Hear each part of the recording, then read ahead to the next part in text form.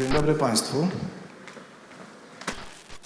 Dziękuję za to, że Państwo zdecydowaliście na poświęcenie tych 30 minut właśnie dla tego tematu i tej sesji. Oleg Surma, IT i cyberbezpieczeństwo, CMC Poland, firma produkcyjna, branża stalowa. Nie tylko, bo ostatnie zmiany, jeśli chodzi o nasze portfolio produktowe, zawierają również produkty niestalowe. Część korporacji dużej globalnej, amerykańskiej w Polsce, kilkanaście lokalizacji, największa lokalizacja i zakład produkcyjny to Huta w niedalekim od Katowic Zawierciu. Na początek jeszcze taki disclaimer i może zastrzeżenie. To, o czym będę opowiadał, wynika z pewnych doświadczeń i tymi doświadczeniami chcę się z Państwem podzielić. Są to doświadczenia pracy wspólnej zespołów IT i OT, które w strukturze organizacyjnej firmy są rozdzielone. Nie są wspólne, są rozdzielone. Tak jest i tak zapewne będzie, ponieważ mamy różne uwarunkowania, Państwo reprezentujecie różne organizacje, różne firmy, różne mamy legacy w naszych firmach. Może się tak zdarzyć, to jest zupełnie naturalne, że pewne tezy albo spostrzeżenia, które Państwo usłyszycie dzisiaj ode mnie, będą się zgadzać, ale będą pewnie też takie, które nie do końca się będą zgadzać i to jest OK. I to jest OK.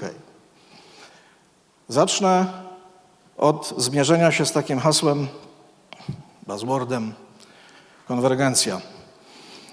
Powiem tak, mam taki niedosyt, jak słucham prelekcji, wykładów, czasami czytam materiały, które dotyczą konwergencji, polegający na tym, że autorzy bardzo rzadko pokazują definicję tego, co to jest konwergencja. A mówią o rzeczach poważnych, bo mówią o wręcz integracji procesowej, integracji technicznej, technologicznej, organizacyjnej pomiędzy światami, zespołami IT i OT. I drugi aspekt, który się pojawia, to taki aspekt, w którym prezentowana jest teza, że to nasi partnerzy biznesowi przychodzą do nas, najczęściej do IT i mówią, że wręcz oczekują takiej konwergencji. Oczekują takiej, nie używają słowa integracji, ale oczekują czegoś, co jest namiastką integracji. Ja przyznam się szczerze, że ja nie obserwuję takich oczekiwań u partnerów biznesowych, z którymi pracuję. I traktujemy hasło konwergencji w takim kontekście właśnie integracyjnym pomiędzy światami IT i OT jako buzzword. Natomiast tematem tego dzisiejszego spotkania jest praca wspólna. Ja powiem tak, w kontekście pracy wspólnej pomiędzy zespołami lepszym określeniem od konwergencji jest po prostu z angielska IT-OT collaboration, co jest niczym innym, tylko tym, co w temacie dzisiejszego spotkania, czyli właśnie współpracy. Powiedziałem o tym, że rzadko się pojawia definicja. Oto ona, a przynajmniej jedna z nich. To jest definicja pochodząca ze słownika języka polskiego PWN. I tutaj zwracam uwagę na ciekawą definicję konwergencji w punkcie pierwszym. Zbieżność albo powstawanie zbieżności, budowanie zbieżności. Proszę o to, żebyście Państwo zapamiętali to słowo zbieżność. I chcę powiedzieć jeszcze już na początku taką rzecz, która niby jest oczywista, ale wypowiedziana w sposób jawny staje się może jeszcze bardziej oczywista. To ludzie robią cyberbezpieczeństwo.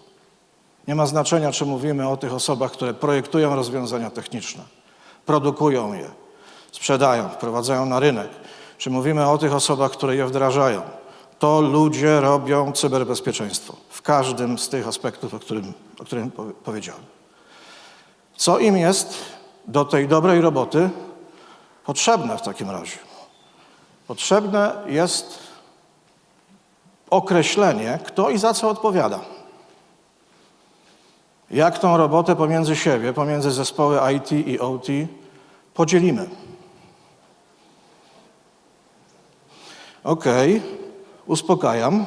To, co Państwo widzicie, przewinęło się już wielokrotnie w trakcie prezentacji dzisiejszych, spotkań dzisiejszych, ale uspokajam, nie będziemy w ogóle mówili o modelu referencyjnym, ani nie będziemy mówili o tym, dlaczego te dwa pokazane tutaj obrazki są nieco inne od siebie. Różnią się. To jest okej. Pokazuję to jako zajawkę, która ma pokazać i ma pomóc Państwu, nam pomogła w tym, żebyśmy zaczęli rozmawiać pomiędzy zespołami IT i OT o tym, gdzie są granice naszej roboty, gdzie są granice naszej odpowiedzialności.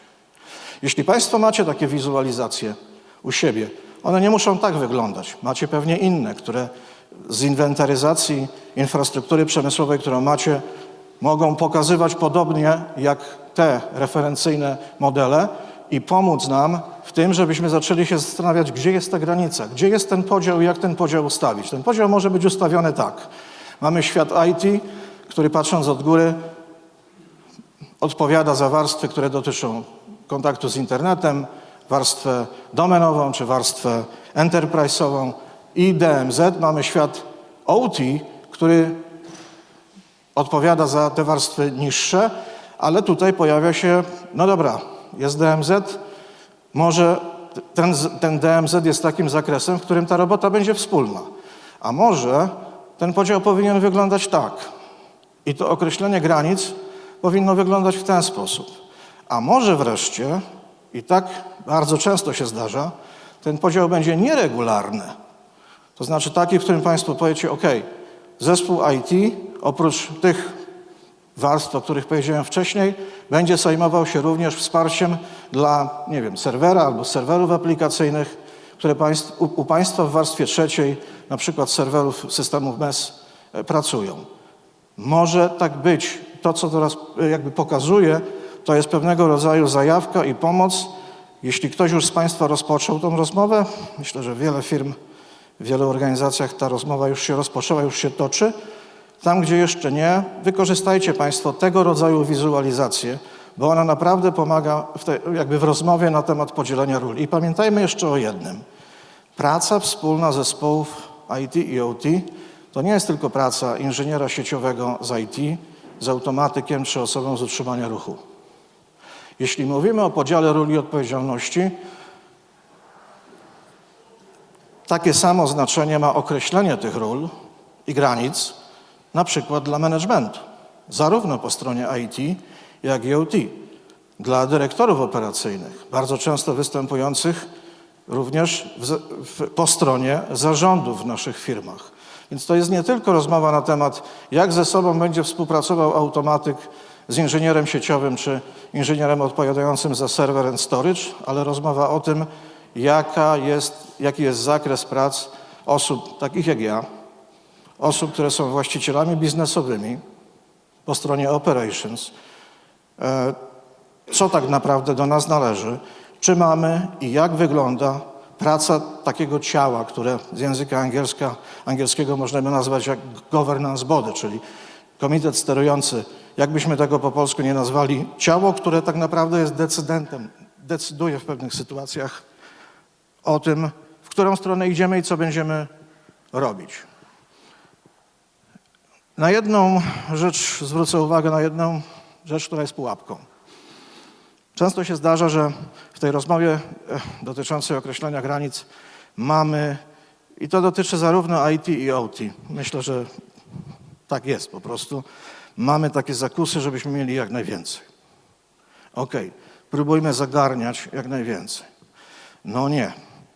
To określanie granic musi chodzić w parze z tym, tak naprawdę z rzeczywistością. To znaczy, jeżeli mamy, powiedzmy, firmę produkcyjną, firma pracuje 24/7, a zespół IT nie pracuje 24/7, to mówienie o tym, że IT będzie odpowiadało, nie wiem, za większość elementów, które tutaj się znajdują, łącznie, wiem, z historianami, HMI-em, jakimiś elementami jeszcze poniżej typu workstations, engineering workstations, to się może nie udać, proszę Państwa. Więc proszę zwrócić na to uwagę, jak Państwo dzielicie role i obowiązki, mierz zamiary podług sił. Taka zasada powinna obowiązywać. I jeszcze o jednym chciałem powiedzieć. Praca wspólna to nie jest konflikt. Znaczy, jeśli ktoś mówi, że dobra, no ale ta praca, to wiesz, my jak pracujemy razem i te zespoły razem pracują, to tam tyle konfliktów powstaje. Jeśli mówimy o pracy wspólnej zespołów IT i OT i zaczynacie Państwo od mówienia o konflikcie, to nie jest dobry punkt startowy. Oczywiście nie jest łatwo, jest sporo wyzwań, jest sporo problemów, ale czasami słyszę takie hasło, bo tam jest, wiesz, jeden wielki konflikt pomiędzy ludźmi, którzy pracują. To nie jest dobry punkt startowy. Zwracam na to uwagę. Nie ściemniajmy, że ta praca wspólna jakby rodzi konflikt. Nie, to nie jest konflikt. To jest raczej co? Szukanie tej zbieżności, o której w definicji na samym początku mówiłem.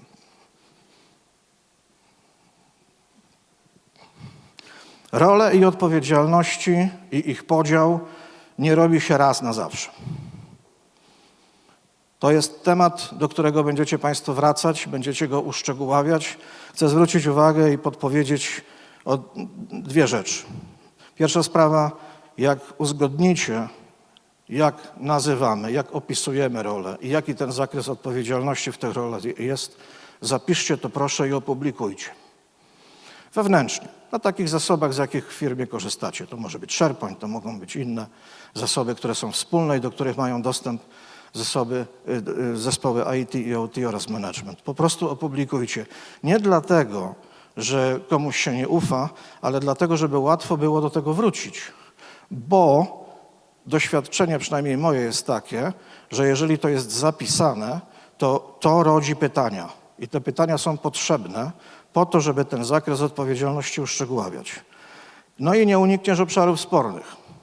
Takie są. Bo jeżeli mówimy, przykład, jeżeli mówimy o drukarkach pracujących w obszarze produkcyjnym. W obszarze produkcyjnym, które drukują pewne informacje, nie wiem, etykiety albo drukują pewne informacje z systemów MES. To jest IT czy to jest OT? W Państwa firmach może być różnie. To może być i IT w pewnym zakresie i OT w pewnym zakresie. Ale zwracam uwagę, że są pewne obszary sporne albo takie, gdzie trzeba doprecyzowywać, czasami do bólu, jaki ten zakres i podział odpowiedzialności jest. Tak. Pytanie z kategorii jak żyć, panie premierze? Od czego zacząć? Idealnie byłoby, gdyby ta kolejność podpunktów w tej sekcji była dokładnie taka, jak tutaj rozpisana. Znaczy rozpoczynała się od realnego wsparcia dla pracy wspólnej zespołów, realnego wsparcia C-level w naszych firmach, zarządów, od zrozumienia i akceptacji różnic i zbieżności, od wyjaśniania, szkolenia, powtarzania, komunikowania się, mówiąc krótko, to już dzisiaj padło. Natomiast tak nie jest. Nie zawsze jest tak jak tutaj, na tym slajdzie. Czasami pewne prace i pewne działania idą równolegle. Bo jeżeli mówimy o zrozumieniu i akceptacji różnic, nie potrzebujemy, powiedziałbym, wsparcia C-level do tego, żeby wiedzieć, że natywnie w karcie stanowiskowej automatyka nie ma wpisanego priorytetu związanego z cyberbezpieczeństwem. Tak samo jak w karcie stanowiskowej pracownika IT nie ma wpisanego, no nie wiem, diagnostyki urządzeń po stronie OT typu sterowników.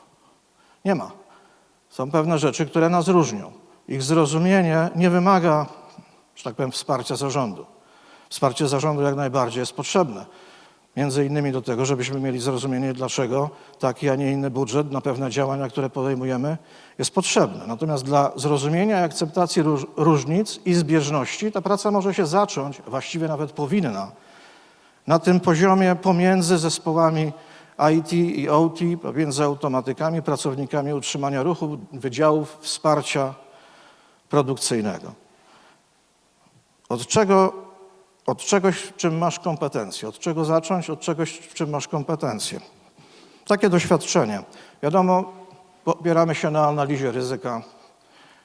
Analiza ryzyka związana z naszą infrastrukturą determinuje to, w jakiej kolejności i jakie działania powinniśmy podejmować. Często jest tak, że tych elementów, nazwijmy to krytycznych czy ważnych, jest kilka. Od którego zacząć? Doświadczenie, które podpowiadam, od tego, co Państwo, w szczególności po stronie IT, potraficie zrobić dobrze, skutecznie i szybko. Przykład.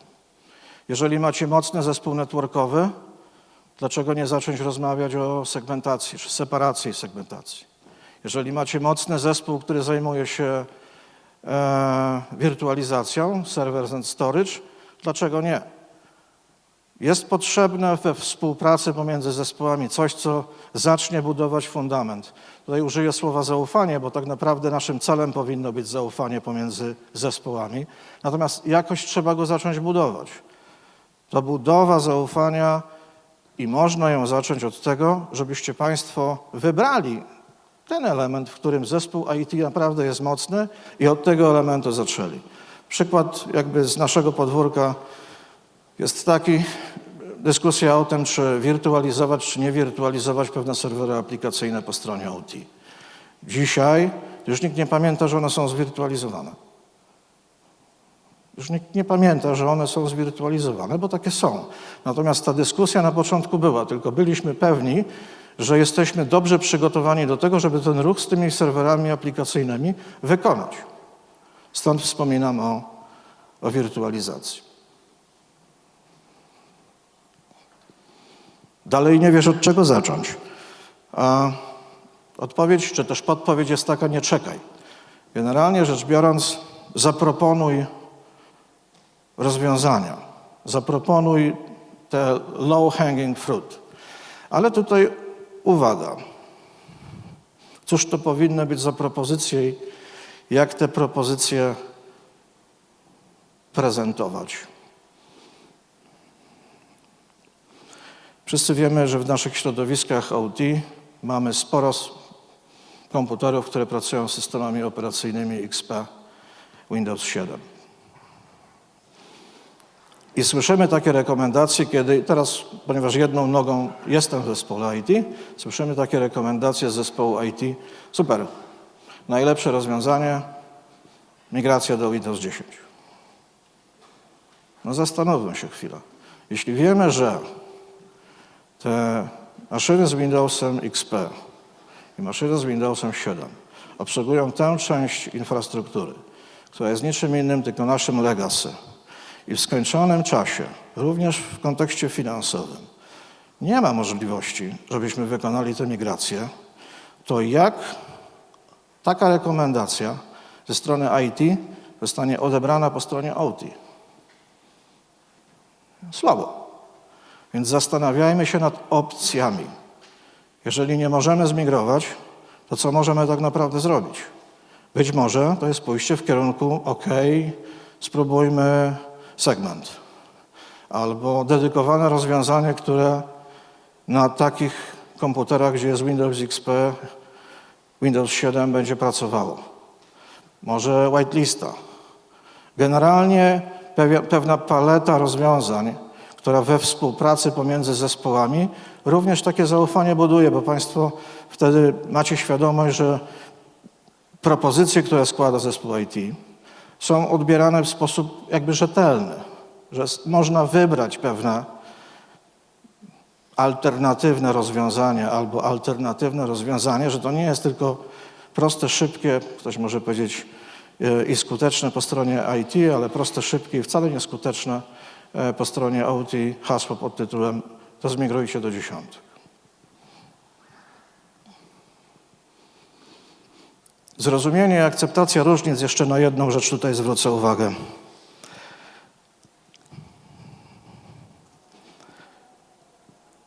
Na zbieżność tak naprawdę. O tych różnicach pomiędzy kartami stanowiskowymi zespołów i pracowników już mówiłem. To gdzie jest zbieżność? Szczególnie jeśli chodzi o firmy produkcyjne. Ano, każdy pracownik jest zbieżny w tym, żeby jego praca była pracą bezpieczną. I ona ma być bezpieczna zarówno dla pracownika, dla tego pracownika, jak i ma być bezpieczna dla innych pracowników. To spróbujmy zatrzymać się chwilę na tej zbieżności, bo to jest safety, mówiąc krótko, to jest bardzo ważny obszar i bardzo ważny element, który może pomóc i pomaga w pracy wspólnej zespołów IT i OT. Jak pomaga? Pomaga zadawać logiczne pytania. To jest tak. Jeżeli mówimy o tym, że parametryzacja sterowników, tutaj wcześniej pan Michał opowiadał o patchowaniu, pewnych dylematach, ale jeśli mówimy, że parametryzacja sterowników, czy generalnie naszej infrastruktury powinna być zrobiona w taki sposób, żeby praca tych sterowników determinowała stabilną pracę linii produkcyjnej, a to oznacza, żeby ta praca była dla ludzi tam pracujących bezpieczna, to dlaczego zastanawiamy się nad tym, czy wymagać od dostawców łatania podatności w sprzęcie, który nam dostarczają? Dlaczego zastanawiamy się nad tym, że tutaj w tej propozycji dostawcy mieliśmy urządzenia, które, nie wiem, firmware jest powiedzmy sprzed roku czy sprzed 2 lat, tylko dlatego, że dostawca takim dysponuje. Dlaczego? Przecież to też jest bezpieczeństwo. Ja się zgadzam z tą tezą nie dostarczania cyberbezpieczeństwa, tylko dostarczania usługi. Zgadzam się z nią absolutnie, jeśli chodzi o pracę wspólną zespołów IT i OT. Generalnie, jeśli chodzi o cyberbezpieczeństwo, również w takim obszarze jak nasz, firma produkcyjna, my dostarczamy stabilnie i bezpiecznie działające linie produkcyjne, wytwarzające produkty bezpiecznie i bezpieczne, które od nas kupują nasi klienci. To jest naszym celem. I to jest element, który nie pojawia się, a powinien się pojawiać w rozmowie pomiędzy zespołami IT i OT. On również determinuje to, jak patrzymy na tę naszą współpracę, jak patrzymy na to, co robimy i jak się wspieramy tak naprawdę nawzajem.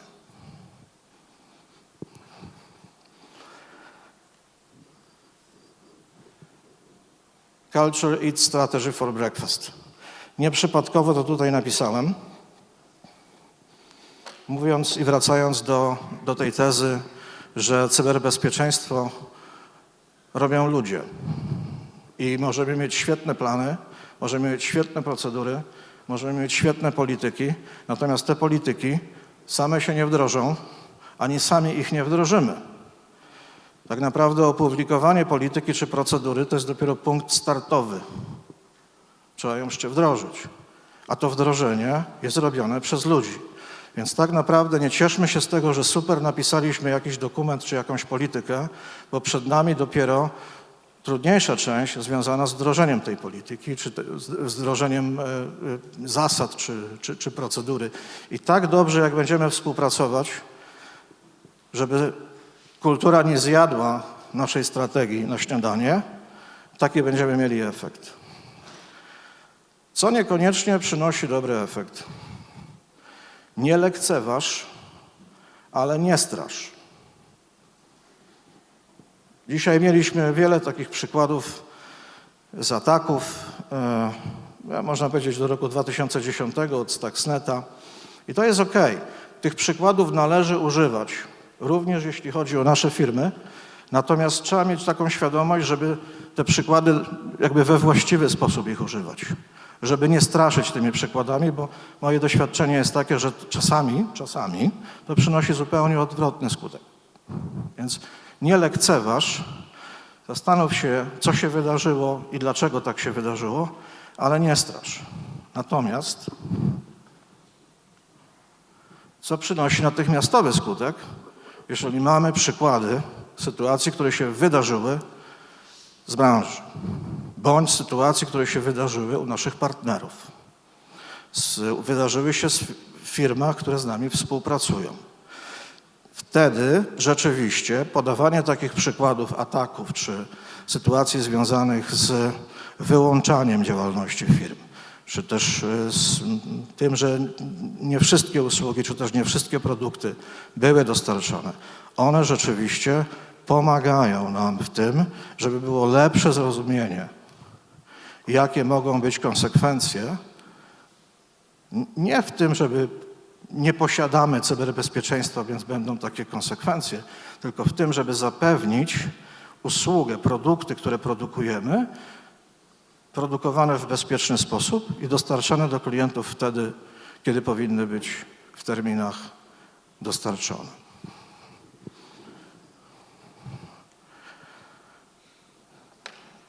Co wtedy, kiedy słyszysz, akceptujemy ryzyko, ale nie będziemy tego robić? Okej. Nie wiem, czy Państwu się tak zdarza, ale to się zdarza. To znaczy, rozmawiamy o sytuacji i o konsekwencjach i słyszycie Państwo, akceptujemy to ryzyko i nie będziemy robić albo nie będziemy wdrażać rekomendacji. Okej. Natomiast pytanie jest takie, kto tak mówi? Bo jeżeli mówimy o ryzyku, które jest ryzykiem na poziomie, no nie wiem, kilku milionów złotych, licząc je finansowo, to usłyszenie takiego zdania, na przykład z zespołu automatyków, czy z zespołu utrzymania ruchu, to jest, mówiąc krótko, not enough. Mówiłem o rolach i odpowiedzialnościach wcześniej. Jeśli w naszej współpracy mamy te role dobrze podzielone i mamy tam właściciela bądź właścicieli biznesowych w obszarach, czyli mamy osoby, które są decyzyjne, również na takim poziomie finansowym, ryzyka finansowego, który się de facto przekłada na to, że nie mamy usługi, nie mamy produktu, nie dostarczamy, nie produkujemy. Jeśli tamta decyzja jest podejmowana, okej.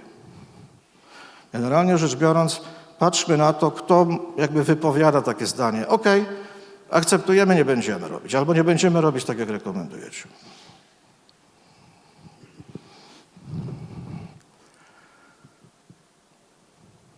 I na koniec, trochę przewrotnie, wrócę do tej definicji.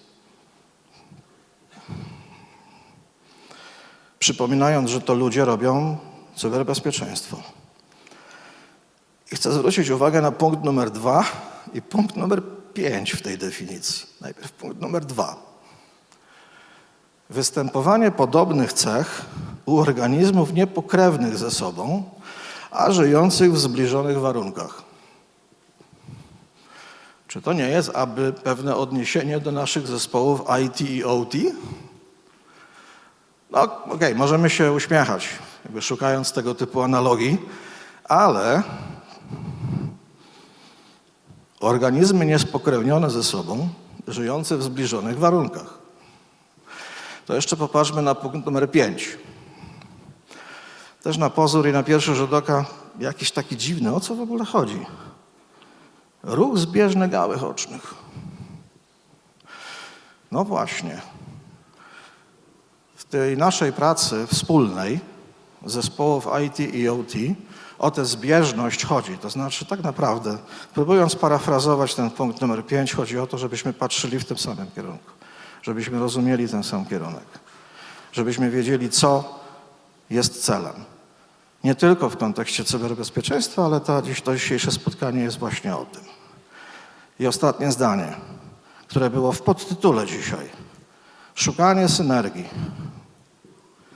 Pamiętajcie Państwo, proszę, że synergia może być dodatnia i ujemna. Tego, czego Państwu życzę i sobie też, to, żeby z pracy wspólnej naszych zespołów IT i OT wychodziła zawsze synergia dodatnia. Żeby była dodana wartość z naszej wspólnej pracy i z tego, co robimy razem. Dziękuję bardzo.